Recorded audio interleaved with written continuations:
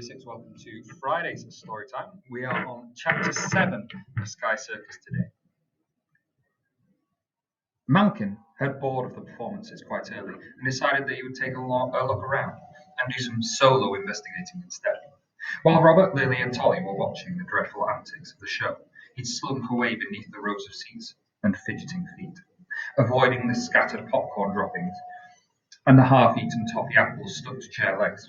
He crawled to the edge of the tent and shimmied under a loose flap of canvas. Outside in the field, the candles in their jam jars flickered like fireflies from the mizzle, guttering. Mice and rats scampered around them, and moths flittered above them. Attracted by the light, Malkin growled and snapped his teeth at them, and they scattered.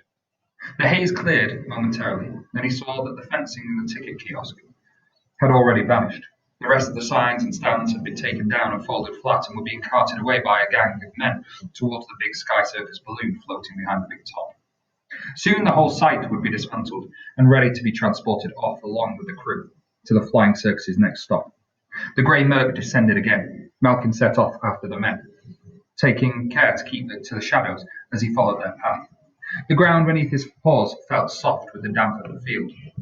He shivered at the cold, slimy feeling of it against his footpads. The big striped Skycircus balloon bobbed above a huge wooden gondola, at least 3 stories high, almost as tall as Brackenbridge Manor itself, and shaped like an old galleon. Its keel ground into the grass like a beached boat at low tide. It was anchored to the field by taut ropes, and the mist had left raindrops hanging from them, like dewy spiderwebs. Rows of portholes curved around each floor. Malkin tried to count them, but lost his place after 20 or so. He guessed that each one represented a cabin. The gondola must have contained enough rooms for the whole circus troupe to live in, as they moved from place to place. Why had this Skycircus come here? Malcolm wondered. And how had this Angelique and the rest of them got hold of Lily's mamma's notebook? Lily would be so pleased with him if he found out, unlike those other clanking mongrel pups gawping at the show. He was out here investigating, sniffing out the truth beneath the facade, searching for clues and answers. Pretty soon he'd solve this mystery and get to the heart of what it was about. He snuck closer to the gondola and hid behind a colourful pile of discarded signage. He would be safe here for a while. He watched 4 large men carrying bales, props and fencing into the skyship's cargo bay. The Skycircus wasn't like any other type of circus Malkin had heard of. They usually travelled by train or in a caravan of wagons, but this troupe seemed to float about in this strange bulbous skyship. Perhaps the answer to all Lily's riddles lay inside it. In there. Malkin approached the ramp cautiously and then ducked underneath it, snuffling at a bag of wooden pegs that had tumbled down behind a stack of cut-out figures painted on thin wooden board. The figures smelled old and rotten, and looked like they were falling to pieces. Only the paint seemed to be holding them together. He noticed that the tent and the skyship, in fact, this whole place was the same.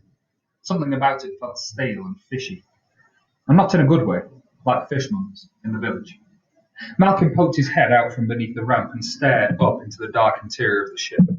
One of the men was just disappearing inside, leading a pair of horses up the gangway and into the cargo bay.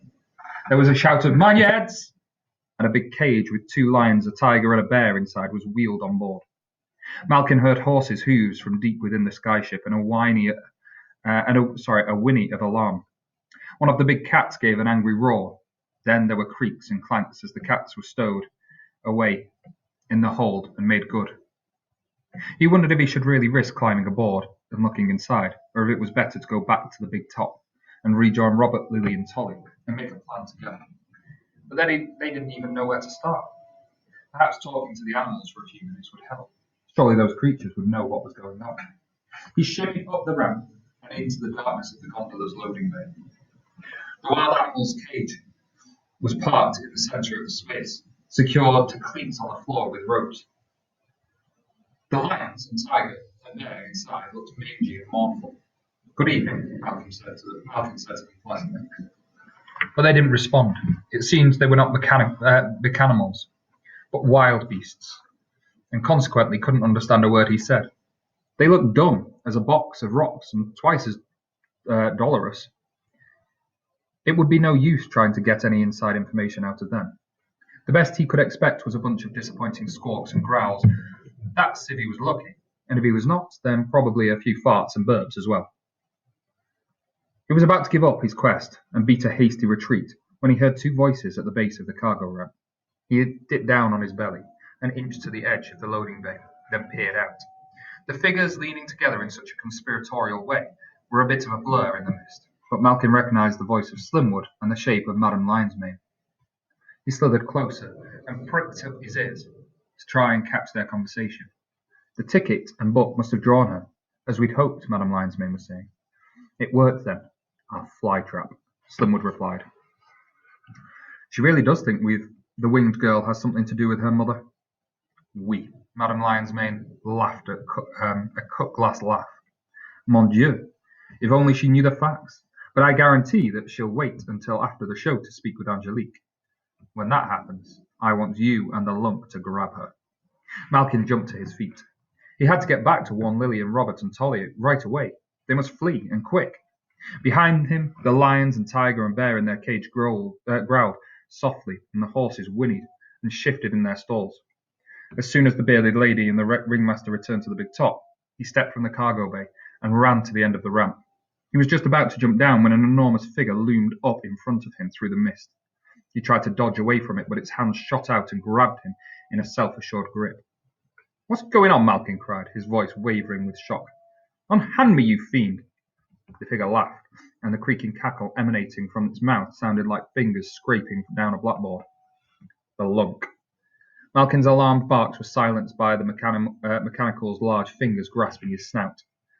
The lunk shoved a dog muzzle over Malkin's face and drew the straps up tight, slicing into his fur. Then he stuffed the fox unceremoniously into a sack. The drawstrings swooshed shut over Malkin's head, grazing the tips of his ears, before he was bundled up like an unwanted cat and thrown over the lunk's shoulders with a loud and painful clang. Pins and needles jarred through the cogs in Malkin's legs. What an ignominious end to the evening.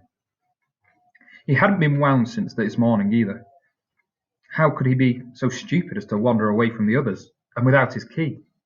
The lunk creaked back up the incline of the loading ramp, and Malkin realised he was being returned to the cargo bay. The cogs in his stomach fizzed with regret. What a fool he was to be so easily fox-napped. His friends were in trouble, and now he had no way to warn them that Lily was about to be kidnapped too. Thank you again for joining me for chapter 7. Tomorrow we'll have to see what happens. Well, actually, it'll be Monday. We'll have to see what happens to Malkin and Lily and Robert and Tommy.